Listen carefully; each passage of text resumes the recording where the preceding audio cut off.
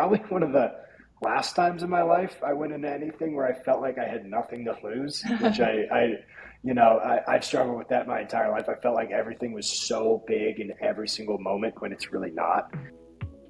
Hey everyone, welcome to the Rooted Sports Psychology Podcast. I'm your host, Grayson Miller, giving athletes and performers simple tools and game-changing perspectives to help elevate their performance. Thanks for tuning in. We are starting the Rooted Sports Psychology Podcast off strong here with the Miller Siblings series, diving deep into a few specific topics. I'm talking with my brother, Grayson Miller, who has a very impressive background in athletics, lots of playing, coaching experience. And now he's on more of the business side of athletics, which I'll let him tell you more about in a second. Today, we want to talk to you guys about the recruiting process and good strategies to take in recruiting, mistakes that Grace and I have both made throughout the process because we know it is a stressful one, and also what coaches really like to see from athletes in the recruiting process. So before we dive deep into that, Grayson, why don't you tell us a little bit about your athletic journey, where you played, where you coached at, and what you're doing now. Thank you, George. Georgia to everybody else out there. A little bit of a unique background. So we grew up in central Kentucky, so it's not the most diverse or exquisite high school athletic scene. I can speak from experience. It's not that great, and so it's under recruited. But as I was coming through high school, I went from my sophomore year playing full-time varsity sports, kind of across the board, into junior and senior year.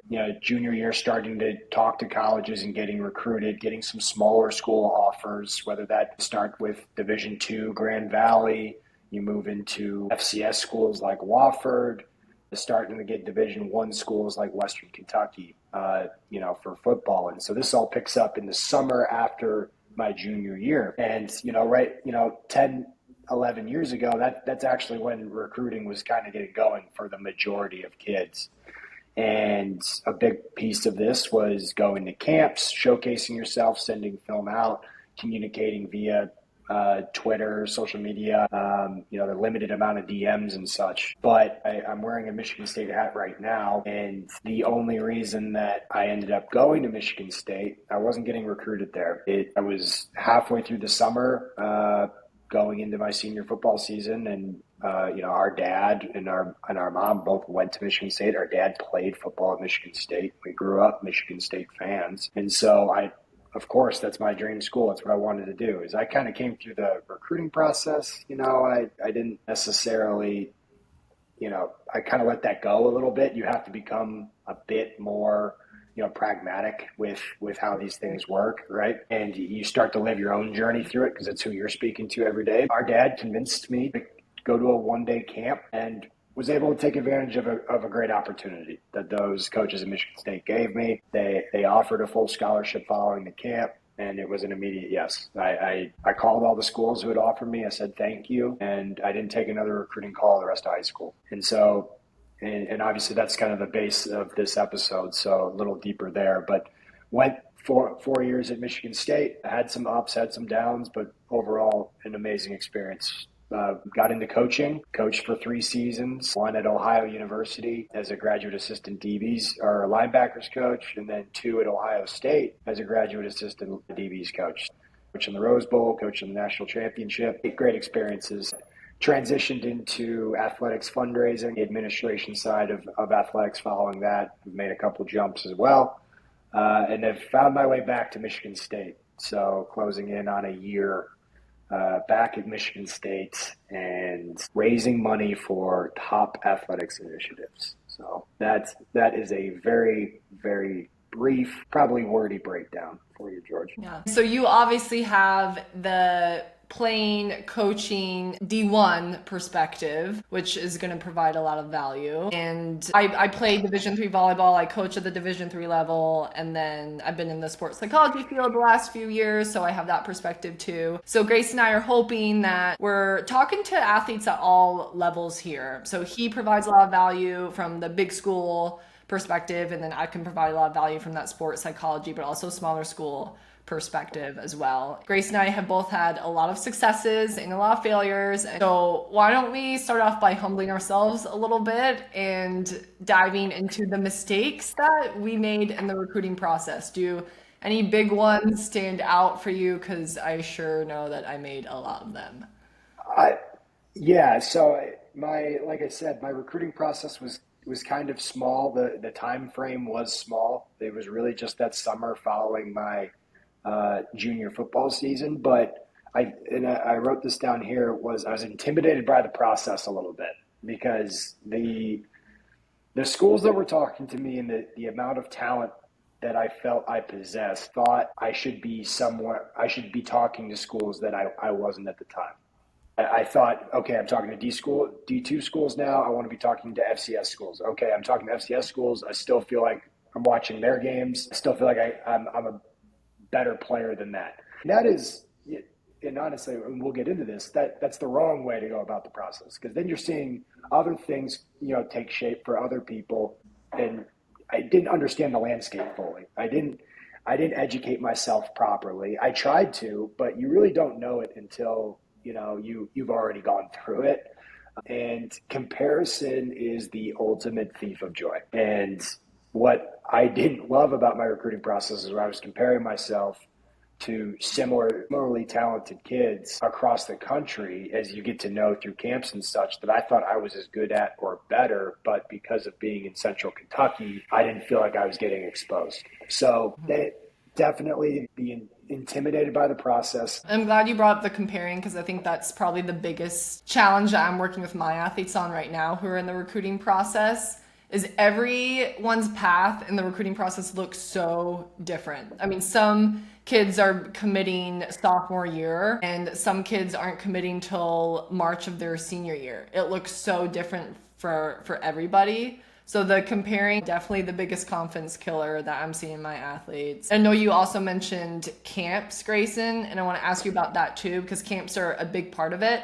And I remember going to some volleyball camps, and I approached camps in all the wrong way. I placed so many expectations on myself, expecting to talk to all these coaches. I was playing to impress. I was looking at everything that was going wrong. And I know you mentioned Grand Valley, and I don't know if you remember this, but you and Mom picked me up from a Grand Valley camp one time, and I was just miserable.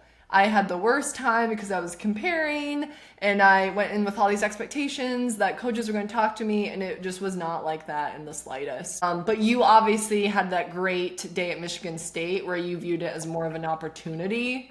So will you just tell us a little bit about that? Because I think viewing it as an opportunity versus viewing it as this chance to play perfect in order to get recruited here, I think that's a great perspective to have going into it, viewing it as more of like a challenge or an opportunity. Yeah, no, that's a great word for it, because credit to our dad for making me do that in that scenario, right? I didn't want to. I was mad at the process that they weren't calling me, that they hadn't offered me, that they weren't giving me any attention.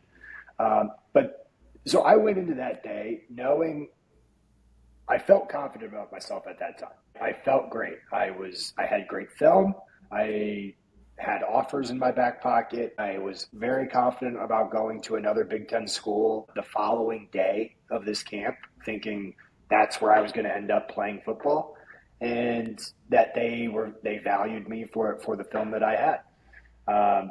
So I took it as I went into it with nothing to lose, which is probably one of the last times in my life I went into anything where I felt like I had nothing to lose, which I've struggled with that my entire life. I felt like everything was so big in every single moment when it's really not. Yeah, I wish I had my 29-year-old brain when I was, 17. I'm sure that would have helped some things along the way. Like, it was the best day of drills, running, cutting, communication. I mean, everything that you could do as a football player, that, as a defensive football player, that you could possibly do, I controlled on, for these couple hours. And it matched up with what was on the tape.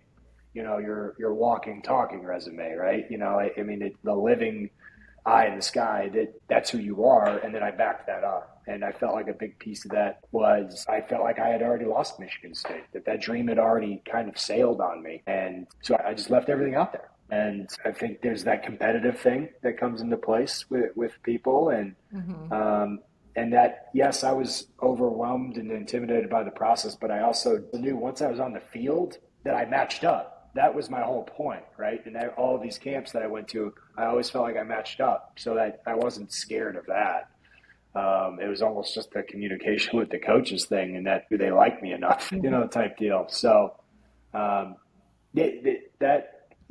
it's a crazy example. I haven't met too many kids, but I mean, having very similar conversations with my collegiate athletes who are being scouted by the pros right now. There's a lot of comparing that they can be doing. There's a lot of showcases that they get invited to, like one-day clinics where they have to perform. So having that perspective of, well, I have nothing to lose here. You're going to walk away feeling a lot more better about yourself, knowing that I gave it my all, versus walking away feeling like you played safe and timid the whole time.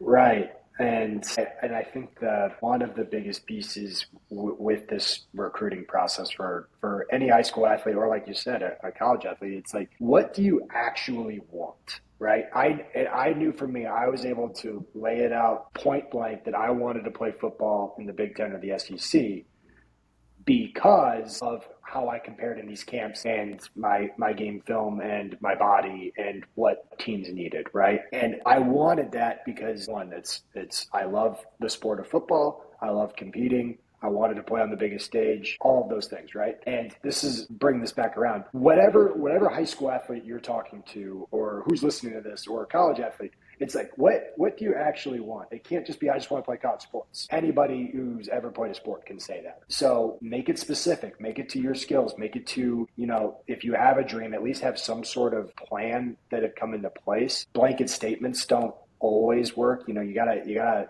narrow it down a little bit. And I think that's why I was a little salty in my process, because I wanted to play in the Big Ten or the SEC. I would have been fine whoever recruited me. I would have loved Western Kentucky. That was what I wanted to do. And I know yours was a little bit different. Like I said, you adjust these processes as you go throughout the years. You gotta temper expectations or adjust what you're saying. Right. But I'm so glad that you said that, because I think that's something that all athletes can do. And that's something that I needed to do for myself. So I had to get over that big D1 ego. Could I have gone D1? Sure, I would have sat the bench till my senior year, though. And knowing myself, I knew I would not have been okay with that. I wanted to go somewhere where I could start all 4 years and have a big impact. And I'm sure some athletes can also relate to maybe their older sibling going D1. I never felt any pressure from you or any of our family members to go D1, but I felt like there were a lot of expectations for me to go D1 because you went D1. So that's something that I also had to get over. And know that I'm not going D1. I had to own that, and I really had to own what I wanted, and that was to go to a smaller school where I could actually play all 4 years and just have a little bit bigger of an impact. And as soon as I openly admitted that, then, oh my gosh, the recruiting process was just flowing, and it was so easy for me. Yeah. And again, comparison is the biggest thing that anybody's going to take away from this, that your race is your own in this whole thing, and where you finish is up to you. The attitude you have when you cross the finish line in the recruiting process is your own. That is a control. That's what you control in the situation. Your attitude, what you're saying, how the steps you're taking to try to accomplish that. That's on you. It's not always going to play out the way that everybody plans, and it's certainly not. That certainly wasn't my plan going into summer after my junior year. That's not in any way, shape, or form how I thought that summer was going to go. But having a little bit of at least an idea of what you wanted, like you said, you let go of you decided what you wanted to do. You wanted to play all 4 years, and start, and that's exactly what you did. You found the spots that worked for you, and that's the most important piece of all. Yeah. That leads us really well into what coaches like to see in the recruiting process. So I think for a lot of athletes, I'm seeing them play to not make any sort of mistakes or feel like they have to play perfectly when they see coaches by their court or whatever sport environment they're at. And that's not the case at all. Coaches know you're going to make mistakes. They actually want to see how you're responding to those mistakes. Because if they can recruit a baller who has skill and knows how to let go of a mistake, oh my gosh, they don't have to spend so much time working on your competitiveness or your attitude or your effort. So besides the attitude, the effort, your competitiveness, are there any other things that you would say from your coach perspective, Grayson, that coaches really like to look for in athletes through the recruiting process? No, I mean, I think you hit that on the head that when you're really trying to identify an athlete that fits your system, you want to be able to talk to them and what they communicate to you, like over the phone, via text, whether that's, how they're going about their schoolwork, their social life, how they're presenting themselves, on the web. You kind of want to see that resembled on the field, court, or whatever it is, in the way that a lot of these kids are probably the best kid in their high school, that whatever sport it is. So yeah, for toughness, I don't need to see rah rah. I don't need to see I don't need to see the fake hustle stuff. I never cared about that. I cared about just when a player is actually better holding their shoulders up as they walked around the field, court, whatever it may be, and it feeling like they were confident to be there. And those are typically the conversations you're having with those kids, right? No, there's not. Every kid needs to be themselves. I don't think there's a secret. These three things are what coaches notice the most, because how you respond to mistakes is definitely that. Like, they watch all the film, kids. You're not slipping by with just the highlight reels, right? Like every coach at every level can get all of the game tape, and they're going to watch all of your bad plays, how you respond after that. And if you're really serious about playing college sports, you should know that. And you should understand that is the biggest part of college sports, is how many mistakes in a row do you make of the same thing, because it doesn't work at the next level. It works in high school, it doesn't work there, right? So all of those things coaches want to see, and just that consistency from the person who's on the field to that person who's off the field, court, whatever it may be. Yeah. If I ever saw a girl like turn away from her teammates, roll her eyes, not respond to coach well, that name was immediately crossed off my list. I don't know how good that athlete was. So it just really emphasizes how important the body language is to coaches.